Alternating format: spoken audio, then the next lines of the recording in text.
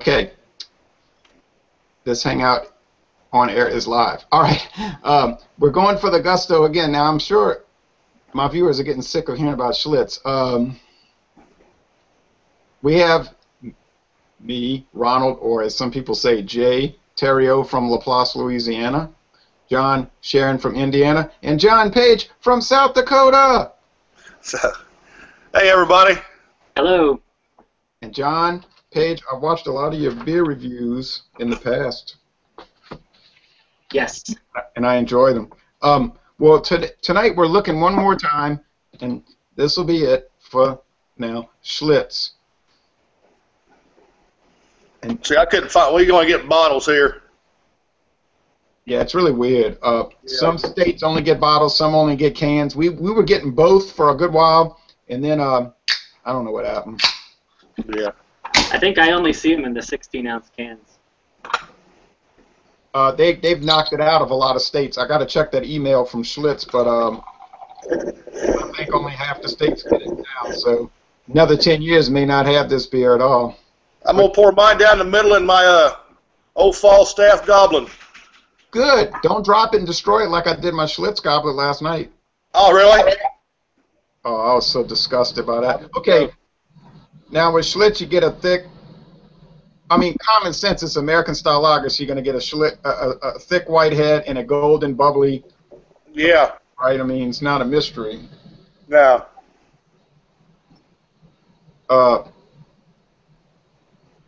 It's an interesting brand, I think. You know, it's been around since 1849.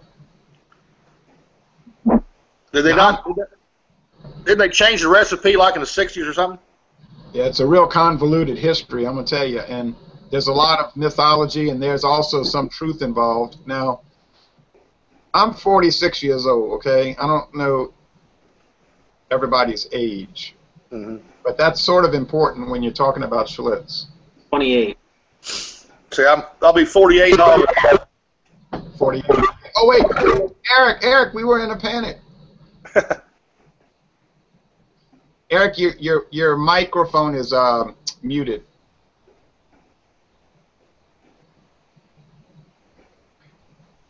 Your microphone is muted. Oh, well. It'll be like a silent movie. Okay, well, anyway, I'll say age is important. This is the reason why. If you're in your late 40s or mid-40s, in my case, you were in the Schlitz culture in the early 70s, okay? When I was a little kid and when John Sharon was a little kid, yeah. Schlitz was one of the big beers, you know? Oh, good, you got it. You got it unmuted.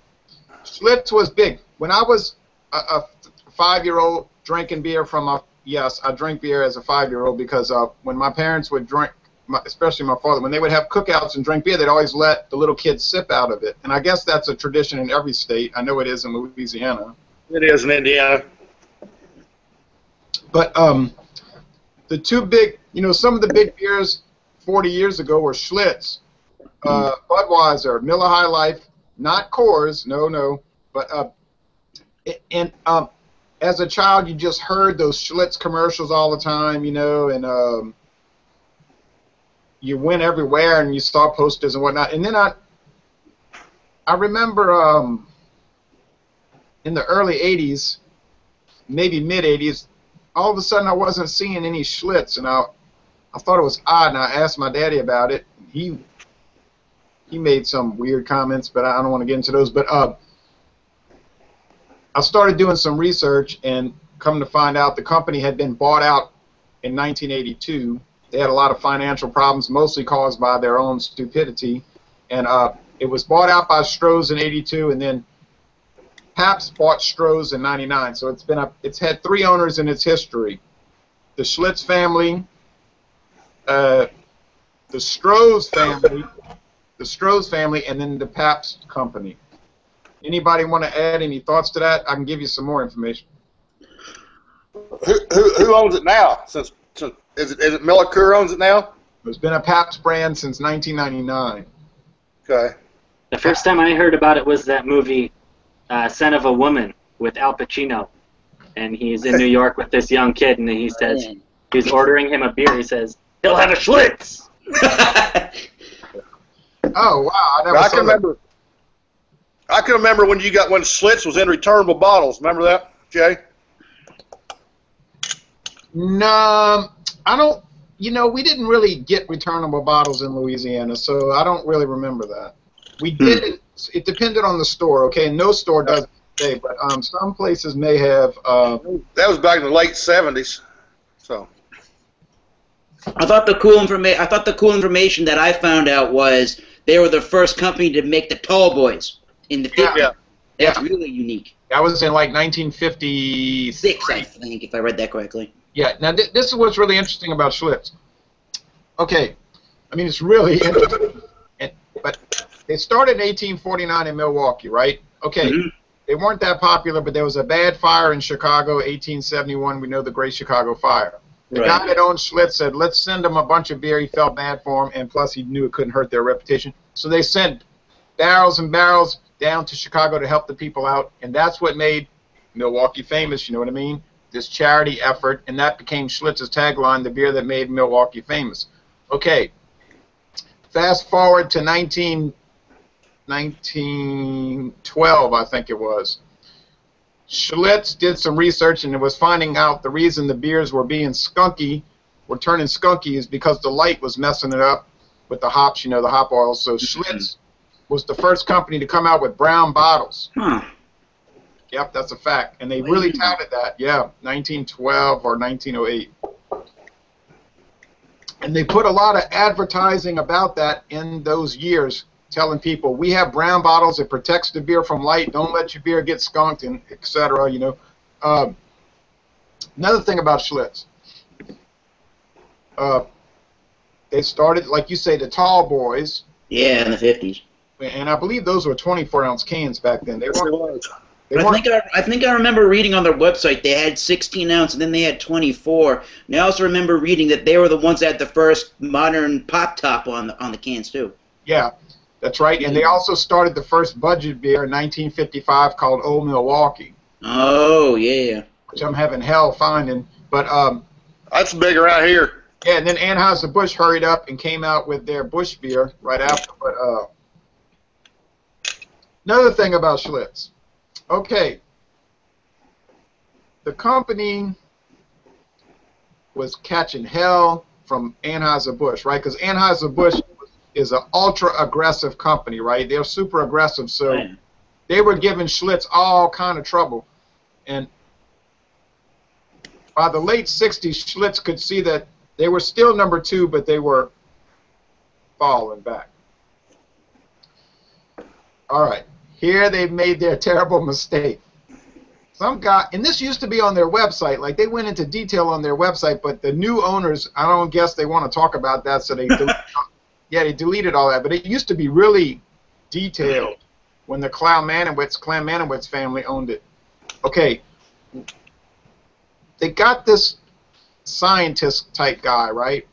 He comes along and says, oh, you take too long to make Schlitz. It takes you it was like 1,100 steps. If you look at the old TV commercials from 45 years ago, it was like 1,100 steps to make Schlitz. He was like, oh, that takes too long. I got this compound, this chemical you can add to the brewing process, and it'll speed it up, and you'll save all kind of money. So they said, well, all right. And they tested it, and it worked. And the beer did not taste any different, right? So they were like, all right. But here's what they did. Okay, that's the first really stupid thing, right? Adding an additive to the beer. That does sound strange. But they kept adding more of it, like a little bit more every year, and it was making it faster and faster. But then, in 1976, people started noticing that their Schlitz beer had a ribbon of, like, slime running down the middle of it when they would pour it in a glass. Huh. And they were saying, what is this? You know, and they were telling their friends, and they were like, yeah, what is this? And so Schlitz were like, you know, getting phone calls and letters from people, and they were like, oh, well, you know. So they got together at their brewery, and they were like, what is going on at their brewery? And they said, oh, Lord. So they dumped 500,000 barrels of beer into the drains in Tampa, Florida, and it came out in the newspapers what had been going on about making this additive. Oh, well, the company was in trouble then. They fired all kind of people. You know, after something like that happens, you know a lot of people are getting clipped, right? Well, now they're in emergency mode. They got to go and run all the, if you look at all the Schlitz ads from the late 70s, 77 especially, they're saying, at Schlitz, we focus on quality. We're doing everything better now. You know, they were trying to tell people, look, your beer is not going to have a ribbon of slime in it. It was too late. And then Anheuser-Busch said, ah, ha, ha, you idiots. And so Anheuser-Busch came out with Natural Light the same year. And Hooray. Yeah, and all their ads said, yeah, and all their ads said, no additives, no additives, no additives. And everybody knew what that was about. And I mean, Schlitz sales started dropping. Not collapse, but dropping. Mm-hmm. So the company was like really desperate, you know, and they started running more ads and sponsoring Van Halen's World Tour in 1978. Oh, God. No joke. Schlitz Malt Liquor sponsored that. I remember that. Yeah. And then Schlitz sponsored the Who's Rock America Tour in 1982. So they were spending all this money, but it wasn't helping. So then Stroh's came along, a much smaller company, and they bought Schlitz out. And the man that owned Schlitz, he was very sick at the time. He died of leukemia, no joke. That wasn't helping either, you know, because he couldn't really run it right. He was really sick and everything. And so the family that inherited it, they were like, we don't want to run, you know, we don't want this, you know. So they just sold it to Stroh's, and then Stroh's couldn't really make it either. So 17 years later, they sold out to Pabst, and Pabst was a much smaller company, you know, and they're still going kind of strong because they're really clever about how they do things. I mean, they're insidious in a way, Right. but they're clever. But yes, the beer's recipe was changed in 1977, but I think what it was is they went back to what they were doing before they screwed with it. You know what I mean? Yeah. And then some people said, you changed the beer. They didn't really change the beer. It's just that people were tasting this chemical thing and they got used to it. And so when they went back to a more purified version, people said, it's nasty, you know, but it really wasn't nasty. So then in 2007, they came out with this Schlitz that we're drinking now, which was supposed to be more like the 1960s pre-screwed with version. But to show you how screwed up the company was, and this used to be on the Schlitz website, when they went to find the recipe before they added the chemical, They couldn't. they couldn't even find the recipe. They couldn't even, like, nobody ever thought about writing the recipe down and sticking it in a drawer. What is that telling you about it? What is that telling you about the company? Yeah. So they got some old guys together that used to work at the brewery, and they kind of like tried to sort of recreate it. Right. And then they phased out the 1977 version 3 years ago, but I didn't find that they were appreciably different, but they were slightly different. The new Schlitz, which is actually sort of like the old Schlitz, Right. it was slightly hoppier. What do you think? I definitely find that in the back of the in the finish, in the back of the taste, there's definitely a predominant dry spiciness, and maybe that's sort of that hop character in the beer. Yeah, they had 3 different types of hops, so I'm sure the IBUs must be no higher than, what, 12? 12, 10 maybe at the most. Yeah. I don't get really any hops for me. It's mostly grain, but I do get a lot of that dryness. I definitely get the dryness in the back end. I'm getting a slight hoppiness on the tongue and the back taste. There's just something to me with that carbonation and a little bit of that, I don't know if it's like a floral hop or whatever it is, but just a little bit of that spiciness comes out with the crispness of the beer. Just with that carbonation, you can get a little bit of that spiciness pronounced just in the back of the tongue. Yeah, and you're getting sweetness and grain, too, and I'm sure it's, what, corn? Absolutely. Corn. But it's not corny, right? You know, it's not like... I would say this is predominantly malt forward, like a pale malt forward. Yeah, if you want a really corny beer, drink, what, Miller High Life or... Keystone. Keystone. Yeah, or maybe Milwaukee's Best probably has a corn. Yes. But I don't know what. But back getting off the history lesson, but that's so fascinating, and I guess there's a morality tale, like a lesson in that. Don't screw with your product. Mm-hmm.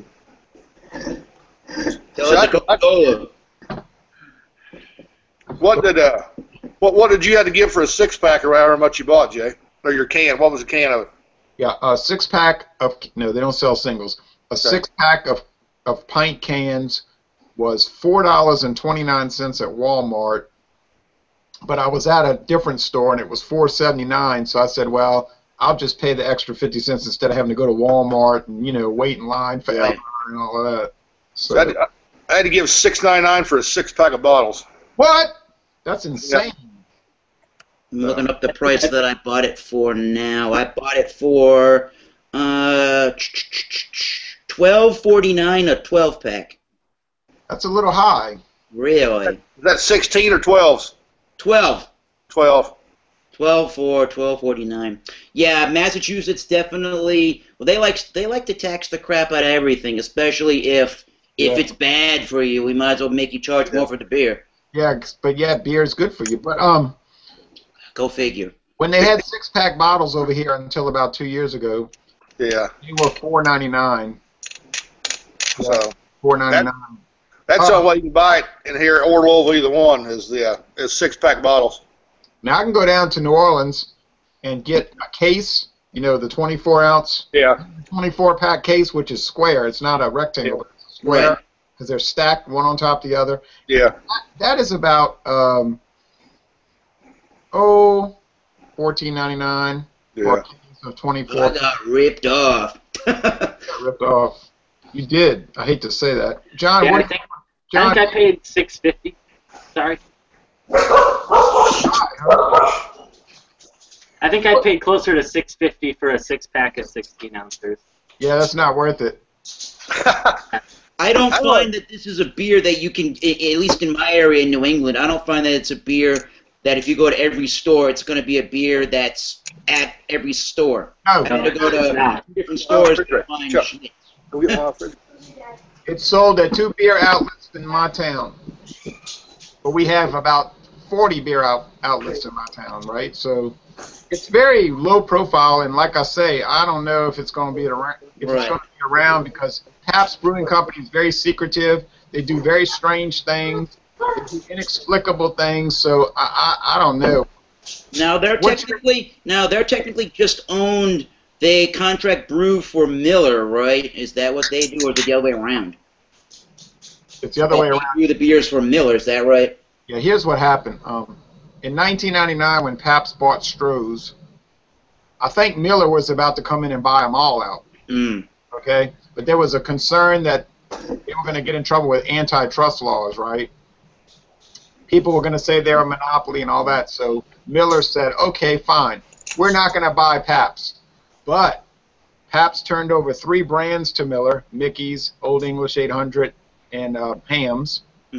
Secondly, Pabst turned over all their breweries to Miller.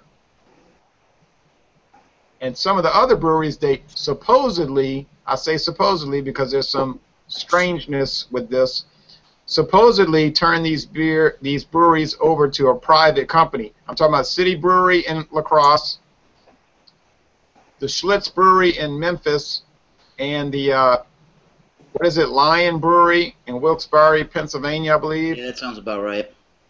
Now, isn't Old Style thrown in that mix too? Old Style was owned by Holloman's, correct? Yeah, but Pabst bought them, right? Yeah.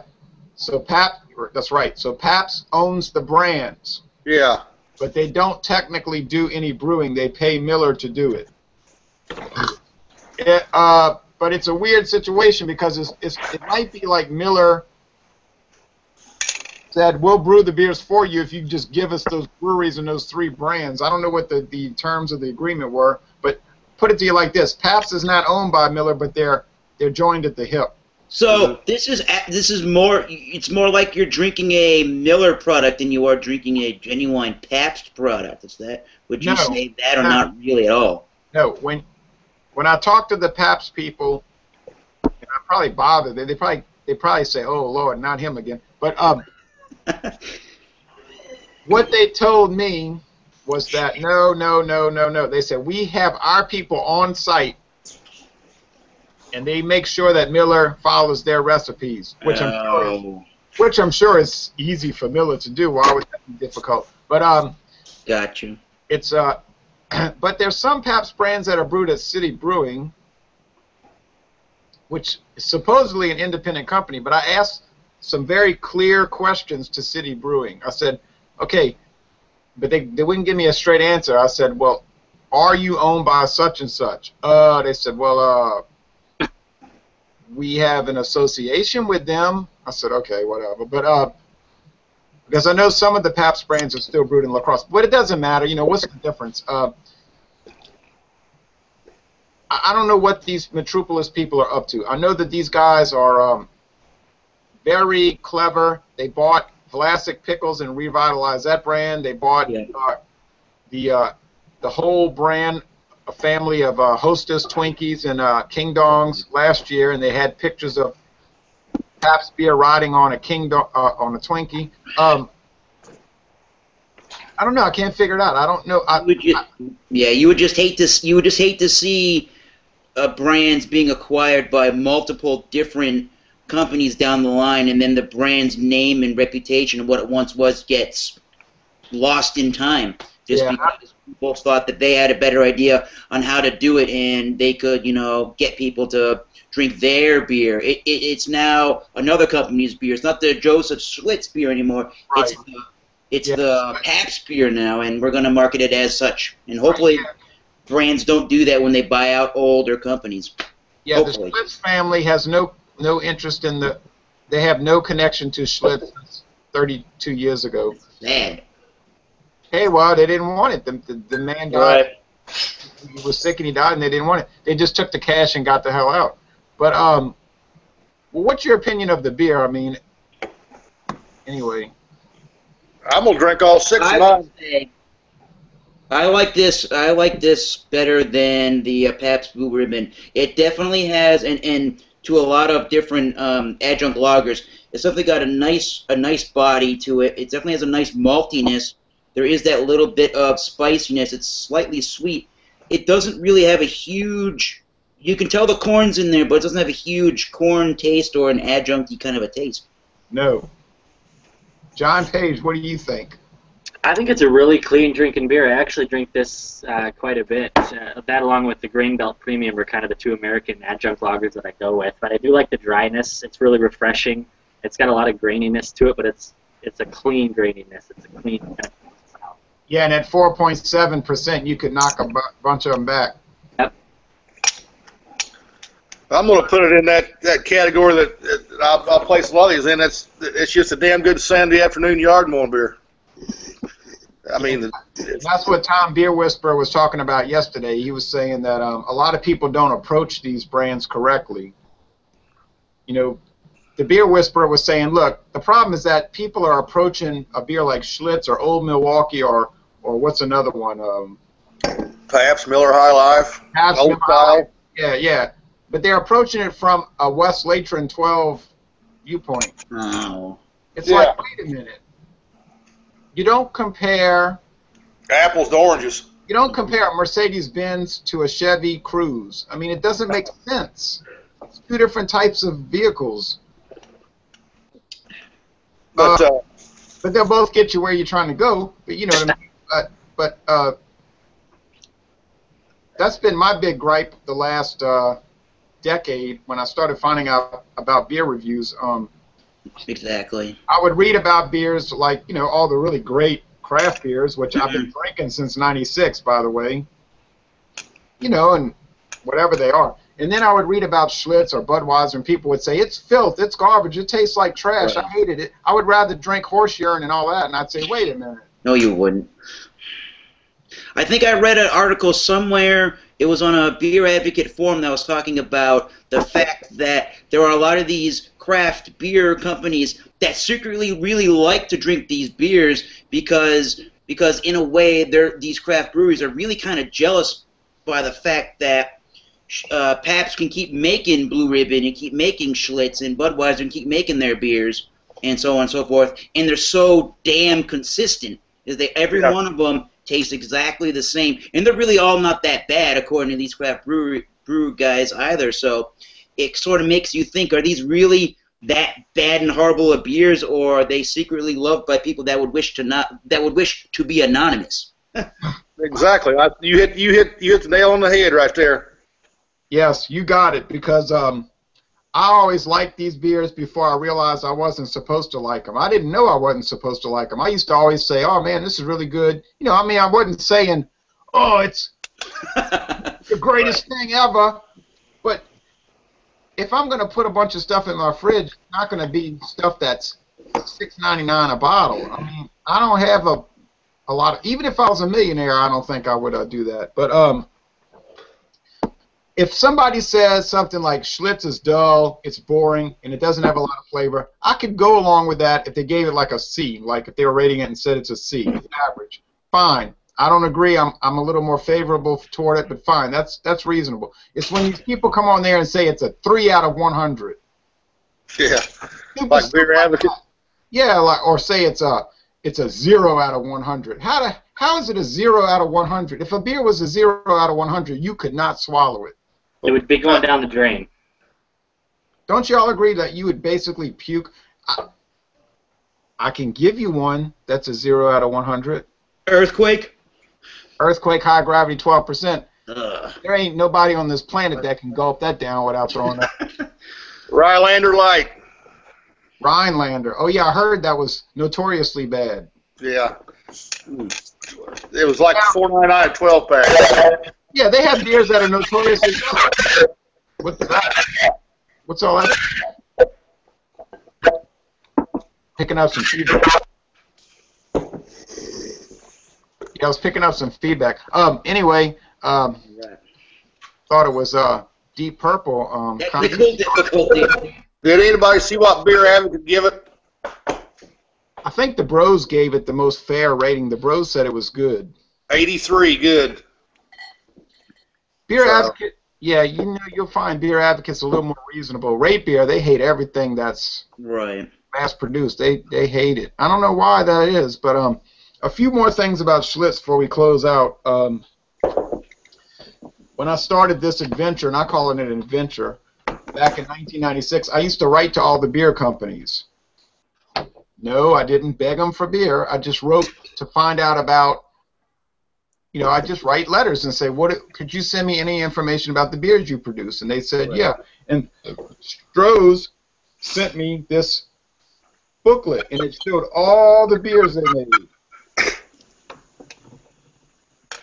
And if you look at this booklet, you can see that there used to be about 5 or 6 Schlitz beers that were in rotation. Schlitz Ice, Schlitz Genuine Draft, Schlitz Ice Light, Schlitz, all these different, but none of them succeeded. They didn't make it, you know. Stroh's was in real trouble. But I remember at the time, I thought Stroh's had sent me the most information. They sent me this huge booklet, and they sent me all these articles about their beer from different companies. Like, look at all this information Stroh's sent me. Pages and pages and pages. They sent me magazines. Stroh's Beer sent me magazines. Beverage World. Wow. Beverage Industry Magazine. Beverage World again.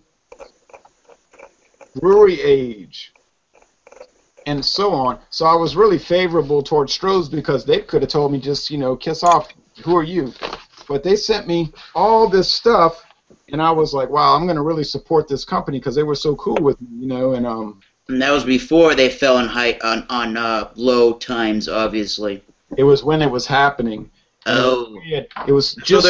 So they're trying to do anything they can to survive in the beer wars, I guess. Or they were just really friendly. I don't know. But I hope it was both. A little bit of both. Yeah, and Coors was cool. Coors sent me some magazines about their company, and I got to say this, all the companies sent me some nice information. The only company that didn't send me anything was Pabst. But because Pabst was notoriously cheap. You know, they wouldn't send you jack. When I wrote to Pabst later on, I said, "What about your?" Pabst told me, "Look it up on the internet." Wow. But to be fair, wait a minute.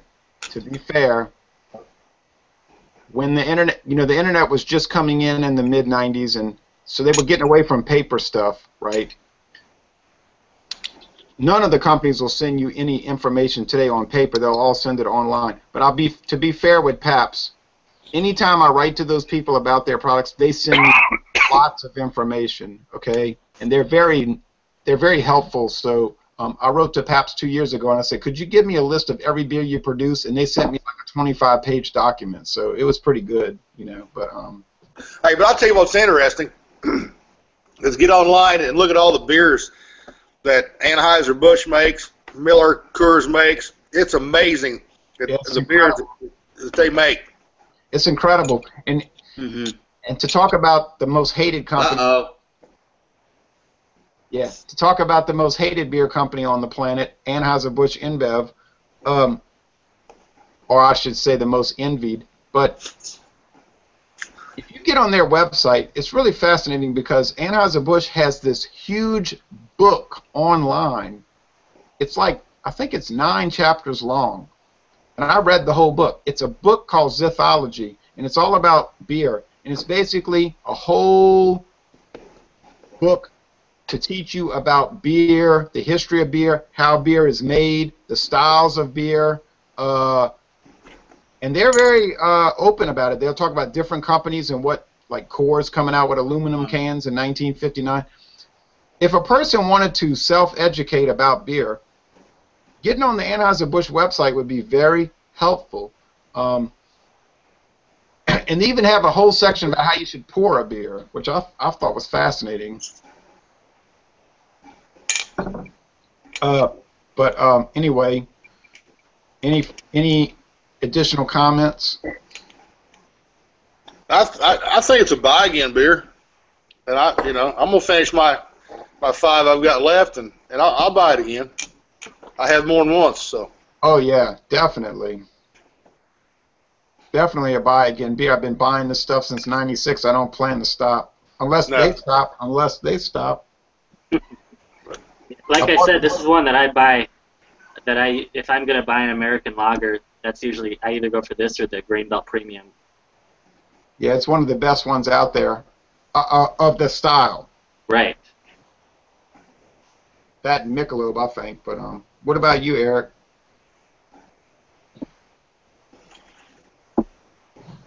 Eric, what about you? Eric froze up.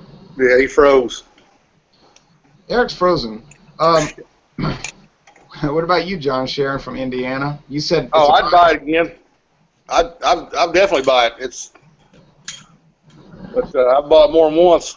I'll finish my 5 off, like I said. And I'll mow the yard tomorrow and finish all 5 of them off. Yeah, I think I have 3 left. Well, it's like Schlitz is. I was a little concerned about doing this Schlitz because it's so complicated, right? So it's like Schlitz takes a long time to talk about because it's so convoluted, right? It's not straightforward like, say, Budweiser. So Schlitz is a bit of a challenge as far as the history and all of that, but it's a fun beer to drink, I think. And every time I wear my Schlitz cap in my shirt and I walk around New Orleans, I don't say a word. People say, Schlitz! They walk up to me, Schlitz, and then they'll tell me all when they were a kid and growing up and stuff. It's kind of fun, Cool. It's a historic beer. Yeah, so it brings back a lot of memories with people. Now, anybody I talk to underage, except for y'all, the beer people like John Page, but anybody off the street that I talk to that's 40 years old or younger, they never heard of Schlitz. They're like, what is that? I never heard of that. Yeah. They've never heard of it. I hadn't until I got into beer. Yeah. How old were you when you got into beer? I was just curious. Craft beer, probably around 2008 or 9. So this was when I was, and I'm 28 now. So this was when I was like 23-ish, 24. That's interesting. Craft beer is a really fun thing to get into, and I do it about every other day. Yeah. I think some people have a bad attitude, though, in that craft beer world. Oh, they do. No, it's like they got a chip on their shoulder. Yeah, They do. these types of beers, they have a very specific place in life. It's not the same place as every other craft beer. A lot of the ales, they've got a lot more complex flavor that you want to sit down and think about. But these type of beers, Yeah. they have their own place in life, and it's not down the drain. No, no, no. I'm glad he said that. It's not down the drain. Well, too bad we lost Eric, but you know, the internet is in its infancy still, and it's pretty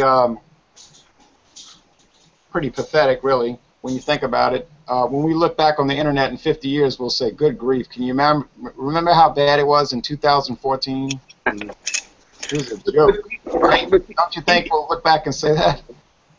But you take a look at the beers we've done in the beer reviews we've done the last 3 or 4 weeks. Wow.